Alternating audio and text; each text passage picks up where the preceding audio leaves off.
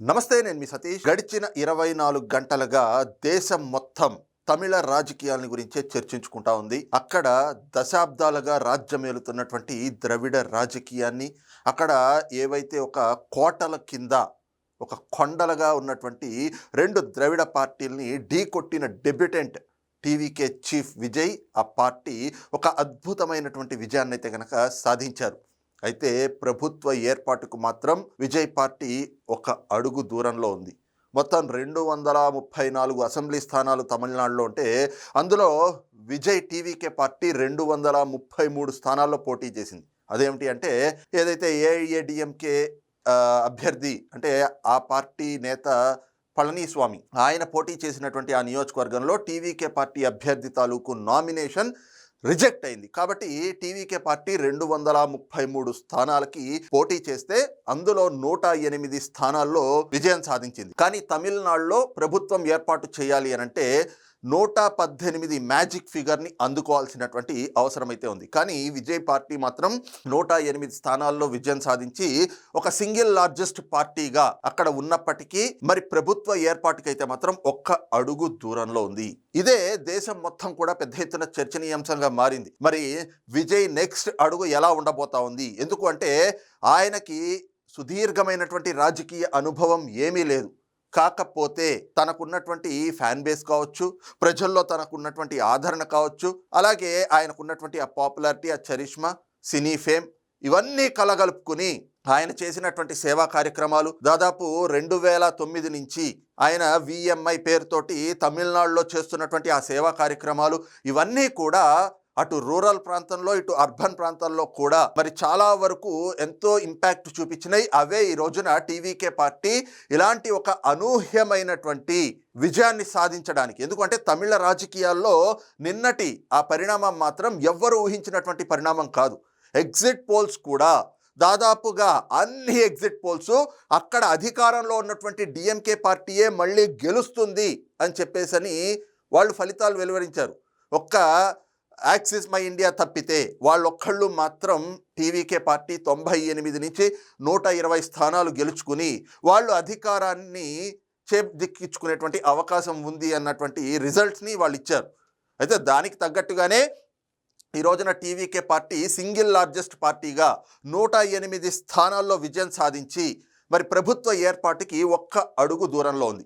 అయితే వీటితో పాటుగా అనేక అంశాలు కూడా ప్రస్తుతం దేశవ్యాప్తంగా చర్చనీయాంశంగా మారినాయి. అవేమిటి అంటే, మరి విజయ్ సింగిల్ లార్జెస్ట్ పార్టీగా ఉన్నాడు, కానీ ప్రభుత్వం ఏర్పాటుకి ఇంకా 10 మంది కావాలి. మరి విజయ్ ఎవరితో కలుస్తారు? ఎందుకంటే ఇప్పటికే ఆయన ఏఐడిఎంకేతో కానీ లేదంటే డిఎంకేతో కానీ పొత్తులు పెట్టుకునేటువంటి అవకాశం లేదు అని చెప్పి ఆయన తేల్చి చెప్పేశారు. ఇక బీజేపీతో కూడా తాను పొత్తు పెట్టుకోవట్లేదు, పొత్తు పెట్టుకునేటువంటి ఆలోచనలో లేను, తాను సింగిల్గా మాత్రమే పోటీ చేస్తాను అని చెప్పి ఎన్నికలకి ముందే ఆయన ఖరాఖండిగా చెప్పారు. ఇక బీజేపీని తాను సైద్ధాంతికంగా మాత్రమే వ్యతిరేకిస్తున్నాను, కాబట్టి ఇలాంటి పొత్తులకి ఎక్కడా ఆస్కారం లేదు అనేటువంటి ఆ ప్రచారాలతోటి, ఆ నినాదంతో ఆయన ఎన్నికల్లోకి వెళ్ళారు. ఆ విధంగానే పోటీ చేశారు సింగిల్ పార్టీగా ఆయన. అలాగే ఈ రోజున 108 స్థానాల్లో విజయం సాధించారు. అయితే నిన్నటి ఎన్నికల ఫలితాల తర్వాత నుంచి మరి విజయ్ ఈ రోజున ప్రభుత్వం ఏర్పాటు చేయాలి అంటే ఖచ్చితంగా తమిళనాడులో ఒక సంకీర్ణ ప్రభుత్వం ఏర్పడాల్సినటువంటి పరిస్థితులు అయితే అక్కడ కనిపిస్తూ ఉన్నాయి. మరి ఇలాంటి తరుణంలో విజయ్ ఎవరితో కలుస్తారు? ఆయన పొత్తులు పెట్టుకోను అన్నారు. మరి అయినప్పటికీ కూడా ఇప్పుడు తప్పని పరిస్థితి. మరి అలాంటి క్రమంలో అటు డిఎంకే కానీ ఇటు ఏఐడిఎంకే కానీ ఈ రెండు కూడా సొంతంగా పోటీ చేసినటువంటి సింగిల్ పార్టీలు కాదు, ఆ రెండు కూడా పొత్తులతో ఉన్నటువంటి పార్టీలే. అయితే డిఎంకేలో ఉన్నటువంటి చిన్న చిన్న పార్టీలు ఏవైతే ఉంటాయో ఆ పార్టీలు వచ్చి ఈ రోజున విజయ్తో కలుస్తాయా, లేదంటే కనుక ఏఐడిఎంకే అందులో ఉండేటువంటి ఏవైతే చిన్న పార్టీలు ఉంటాయో వాళ్ళు వచ్చి ఈ రోజున విజయ్తో కలుస్తారా? మరి నిన్ననే చూస్తే నిన్నటి ఫలితాల తర్వాత కాంగ్రెస్కి సంబంధించినటువంటి కాంగ్రెస్ నేత రాహుల్ గాంధీ విజయ్కి ఫోన్ చేశారు. దాదాపు 15 నిమిషాల పాటు మాట్లాడారు. ముందుగా ఆయనకు అభినందనలు తెలియజేశారు. ఆ తర్వాత అక్కడున్నటువంటి రాజకీయ పరిస్థితులపైన కూడా సుదీర్ఘంగా చర్చించారు. అయితే మరి ఈ క్రమంలో మరి విజయ్ కాంగ్రెస్ పార్టీ తోటి పొత్తు పెట్టుకుంటారా, కాంగ్రెస్తో కలుస్తారా అనేటువంటి కొన్ని చర్చలు కూడా తెరపైకి వచ్చినాయి. ఇంకో వైపున చూస్తే విజయ్ తండ్రి చంద్రశేఖర్ ఇప్పటికే కాంగ్రెస్ పార్టీ తోటి సంప్రదింపులు జరుపుతూ ఉన్నారు, కాంగ్రెస్ పార్టీతో కూడా కలిసేటువంటి ఆలోచనలో ఉన్నారు అన్నటువంటి కొన్ని ప్రచారాలు కూడా తమిళ రాజకీయాల్లో పెద్ద ఎత్తున జరుగుతూ ఉన్నాయి. అయితే కాంగ్రెస్ పార్టీ అక్కడ చూస్తే 5 స్థానాల్ని గెలుచుకునుంది. ఇంకా కాంగ్రెస్తో పాటుగా చూస్తే పిఎంకే పార్టీ ఒక 2, వీసీకే పార్టీ ఒక 2, సిపిఐ సిపిఎం తలో 2 కింద 4 సీట్లు. మొత్తంగా చూస్తే వీళ్ళొక 13 సీట్లు గెలుచుకున్నటువంటి పార్టీలు. మరి ఈ పార్టీలతోటి ఇప్పుడు విజయ్ కలుస్తారా? అదే సమయంలో డిఎండికే విజయకాంత్ గారికి సంబంధించినటువంటి పార్టీ, ఆ పార్టీ నుంచి ప్రేమలత గారు ఒక్కళ్ళే మొత్తం తమిళనాడులో ఆవిడ ఒక్కతి మాత్రమే విజయం సాధించారు. కాబట్టి ఇప్పుడు ఆవిడ మద్దతు ఎవరికి ఉంటుంది? ఆవిడ విజయ్ తోటి కలిసేటువంటి అవకాశం ఉంటుందా? ఒకవేళ ఈ పార్టీలన్నీ కూడా విజయ్ తోటి కలిస్తే ఇక విజయ్ ప్రభుత్వ ఏర్పాటుకి ఉన్నటువంటి అడ్డంకులన్నీ కూడా తొలగిపోతాయి. విజయ్కి సంపూర్ణమైనటువంటి బలం చేకూరి ఆయన ప్రభుత్వాన్ని ఏర్పాటు చేసేటువంటి పరిస్థితులు ఉంటాయి. అలా జరుగుతాయా? లేదు అంటే కనుక ఇప్పటికే ఏఐడిఎంకేకి సంబంధించినటువంటి కొంతమంది ఎమ్మెల్యేలు విజయ్ తోటి టచ్లోకి వెళ్ళారు అనేటువంటి ప్రచారాలు కూడా జరుగుతూ ఉన్నాయి. ఇంకోవైపున ఏఐడిఎంకే వాళ్ళు మరి రేపు తమ పార్టీ నుంచి గెలిచినటువంటి అభ్యర్థులందరూ కూడా రేపటి అత్యవసర భేటీకి తప్పనిసరిగా హాజరు కావాలి అని చెప్పి ఆ పార్టీ అధిష్టానం ఇప్పటికే పిలుపునిచ్చింది. సో మరి ఈ భేటీ లోపే వాళ్ళంతా వెళ్ళి టీవీకేలో చేరిపోవటము, విజయ్తో కలవటము చేస్తే మరి ఆ రాజకీయ సమీకరణాలతోటి విజయ్ మళ్ళీ Congress, PMK, VCK, DMDK, CPI CPM వీళ్ళ అవసరం లేకుండానే మరి ఏఐడిఎంకే నుంచి వచ్చేటువంటి ఎమ్మెల్యేని చేర్చుకుని ఆయన ప్రభుత్వాన్ని ఏర్పాటు చేస్తారా? అసలు తమిళనాడు రాజకీయాల్లో ఏం జరగబోతా ఉంది అనేటువంటిది ఈ రోజున దేశం మొత్తం ఉత్కంఠను రేకెత్తిస్తున్న తరుణంలో ఒక్క రాజకీయ పార్టీ మాత్రం గోతికాడ నక్కలాగా, ఊర్లో పెళ్లికి కుక్కల హడావిడిలాగా వ్యవహరిస్తూ ఉంది అనేటువంటి విమర్శలు పెద్ద ఎత్తున వెలువెత్తా ఉన్నాయి. మరి ఏది ఆ పార్టీ, ఎవరు ఆ నాయకుడు అంటే ఇంకెవరో కాదు, వైఎస్ జగన్మోహన్ రెడ్డి. నిజంగా ఎంత దరిద్రంగా ఉంటాయి వైసీపీ తాలూకు రాజకీయాలు అనంటే నిన్నటి నుంచి మనం చూస్తున్నాం. వైసీపీ సోషల్ మీడియాలో పెద్ద ఎత్తున ప్రచారాలు చేసుకుంటా ఉన్నారు. అదేమిటి అంటే విజయ్ గారు తన ఎన్నికల ప్రచారంలో జగన్మోహన్ రెడ్డితో కలిసి దిగినటువంటి ఒక ఫోటోని ఆయన ఇలా చూపించారట, ఒక 10 సెకండ్లు అంతే. కటౌట్ చాలు, మా నాయకుడు ఫోటో ఉంటేనే అక్కడ టీవీకే గెలిచేసింది, టీవీకే విజయంలో జగన్మోహన్ రెడ్డి ఫోటో చాలా కీలక పాత్ర పోషించింది అని చెప్పేసి ఇదిగో పెద్ద ఎత్తున ప్రచారం చేసుకుంటూ వచ్చారు. కానీ వాస్తవానికి ఏమిటి? విజయ్ గారు ప్రచారం మొత్తం ప్రతి చోట కూడా జగన్మోహన్ రెడ్డి ఫోటో పట్టుకుని తిరిగారా? ఆయన ఫ్లెక్సీల్లో వాళ్ళ ప్రచారాల్లో ఎక్కడైనా జగన్మోహన్ రెడ్డి ఫోటోలు ఉన్నాయా?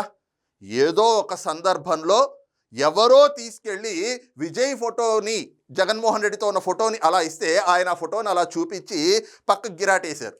ఆ ఒక్క సన్నివేశాన్ని చూపించుకుని ఇదిగో జగన్మోహన్ రెడ్డితోటి అంటే మా అన్నతోటి విజయ్కు ఉన్నటువంటి స్నేహమే ఈ రోజున తమిళనాడులో టీవీకే పార్టీ విజయానికి దోహదపడింది. అలాగే ఇంకొన్ని చూస్తే విజయ్ తోటి మా అన్నకున్నటువంటి స్నేహం అని చెప్పేసి వాళ్ళిద్దరు ఇటీవల ఏదో ఒక పెళ్లిలో కలిశారు.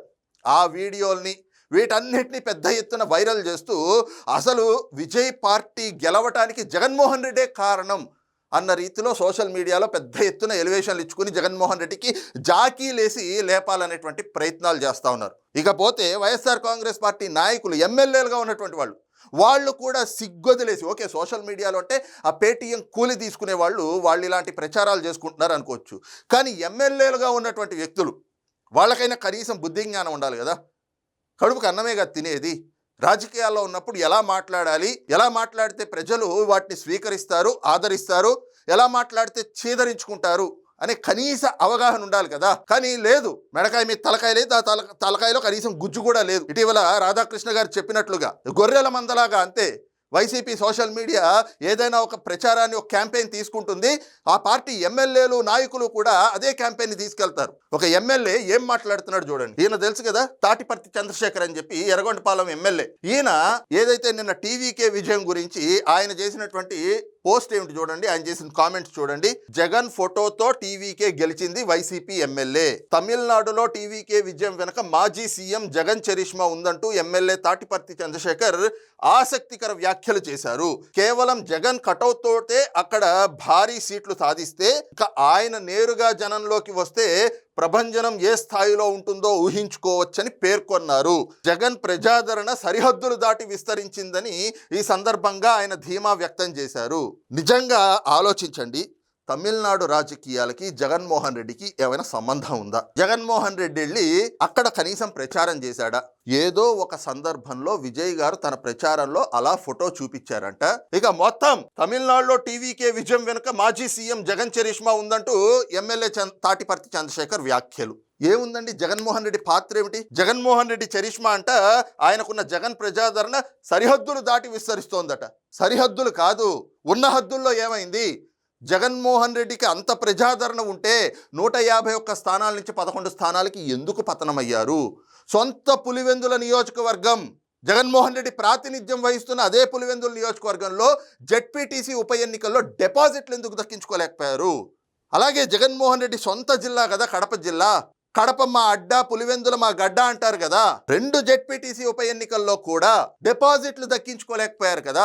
మరి వాటికి ఏం సమాధానాలు చెప్తారు? సొంత రాష్ట్రంలో ఇక్కడ 151 నుంచి 11కు పతనమైపోయినటువంటి వీళ్ళ చరిష్మా, వీళ్ళ ప్రజాదరణ ఈ రోజున సరిహద్దులు దాటి పక్క రాష్ట్రాల్లో కూడా విస్తరిస్తూ ఉందట. టీవీకే విజయం వెనకాతల జగన్ చరిష్మానే ఉందట. జగన్ ఫోటోని అలాగే జగన్ చరిష్మా ఉంది అంటూ తాటిపర్తి చంద్రశేఖర్ వ్యాఖ్యలు. ఒక ఎమ్మెల్యే కనీసం అంటే కనీసం బుద్ధి జ్ఞానం ఉండాలి కదా మాట్లాడేటప్పుడు. అవేమీ లేకుండగా ఈ రోజున గోతికాడ కూర్చున్న నక్కల్లాగా మరి ఇవే వ్యాఖ్యలు చేసేవాళ్ళు అక్కడ డిఎంకే చీఫ్, ఇప్పుడు ఆయన రాజీనామా చేశారనుకోండి, మాజీ ముఖ్యమంత్రి స్టాలిన్ తోటి ఆయన కుమారుడు ఉదయనిధి స్టాలిన్తో కూడా దిగాడు కదా, పళనిస్వామితో కూడా దిగాడు కదా, విజయ్తో ఫోటోలు దిగినట్టే వాళ్ళతో కూడా దిగాడు. ఆ ముగ్గురు అంటే 3 పార్టీలకు సంబంధించినటువంటి వాళ్ళతోటి ఫోటోలు దిగాడు జగన్మోహన్ రెడ్డి. ఎలా అంటే ఒక ఇన్సూరెన్స్లు ఉంటాయి కదా, ఇన్సూరెన్స్ చేయించుకున్నట్టుగా, పొలిటికల్ ఇన్సూరెన్స్ చేయించుకున్నట్లుగా ఎవరు గెలిస్తే వాళ్ళతోటి ఇగో ఇదే మా పాలసీ అని చెప్పేసి చూపించుకోవచ్చు అని చెప్పి.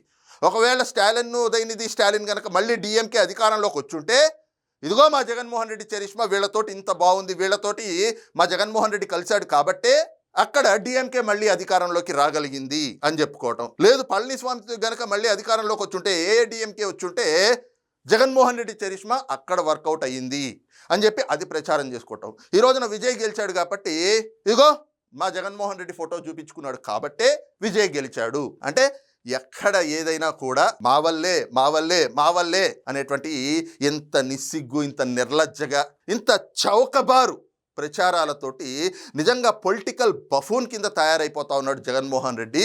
వీళ్ళంతా జాకీలేసుకుని లేపుతున్నాం అని అనుకుంటున్నారు కానీ జగన్మోహన్ రెడ్డిని జాకీలేసుకుని ఏమీ లేపట్లేదు. జగన్మోహన్ రెడ్డిని పూర్తిగా రాజకీయంగా పతనం చేస్తుంది ఎవరో కాదు, వైసీపీ సోషల్ మీడియా, పార్టీ నాయకులే అనేటువంటిది ఈ రకమైనటువంటి ప్రకటనల ద్వారా అర్థమైపోతా ఉంది అన్నటువంటి అభిప్రాయాలు కూడా రాజకీయ పరిశీలకుల నుంచి వ్యక్తమవుతోంది. మరి ఈ అంశంపైన మీ అభిప్రాయం ఏమిటనేటువంటిది కింద కామెంట్ సెక్షన్లో మెన్షన్ చేయండి. Thank you.